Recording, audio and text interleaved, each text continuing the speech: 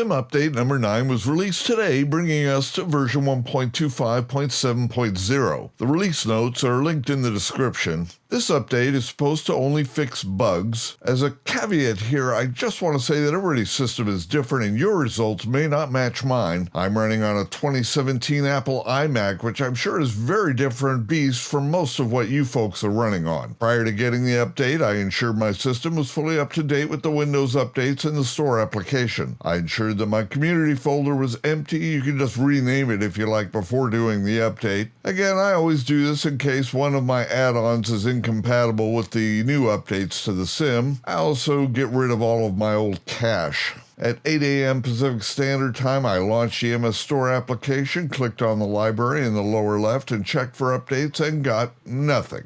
After retrying about 10 times, I loaded the SIM to see if it would launch a store app for the patch, but it didn't. At this point, I rebooted. After all of that, I ran the store app again and checked for updates, and it finally applied the update to the SIM. The SIM's second update was a 4.7 gigabyte patch. It took about 12 minutes to do the patch. While the SIM updated, I checked the release notes and saw that a lot of attention was spent on the 172's G1000 system, so I'll take a close look at that later today and report anything of interest that I find there. When the patch completed, the SIM just continued to load as normal. I did a restart of the SIM after the SIM was patched just for safety's sake. Following this, I went into the Content Manager to see if there were any updates, and indeed there were 2, and I allowed those to load. I tested FPS around the Kilo Victor November Yankee Airport in Los Angeles, where I've tested it before. I used a built-in game bar tool in Windows to display the current FPS in the upper right corner of the screen. The FPS was about the same as my previous experience at about 30 FPS on average. I've always used a flight down the Thames in London region as an FPS test as well, and while my FPS was normal and consistent, there were lots of stutters around the financial district. Another thing I noticed was that the architecture quality seemed to be a mix of new and old. Look at the London Eye here. It looks like both the old and the new versions are present now. It's terrible looking. Overall, I noticed a very slight decrease in FPS, maybe 1 to 5 in general. Lots more stutters as well. I'd be very curious to see if anyone else sees the issues with the London Eye in the comments. I did a recache manually of that area and retested it, but there was no difference. Overall, not a great patch for me. I'd love to hear about how it went for you in the comments. Asobo supposedly updated their office in Bordeaux, but I couldn't find it. I left the coordinates for it in the description if you want to have a look for it. Okay, that's it for this brief video. If you liked the video, please hit like, because that helps other folks find it. And until the next video,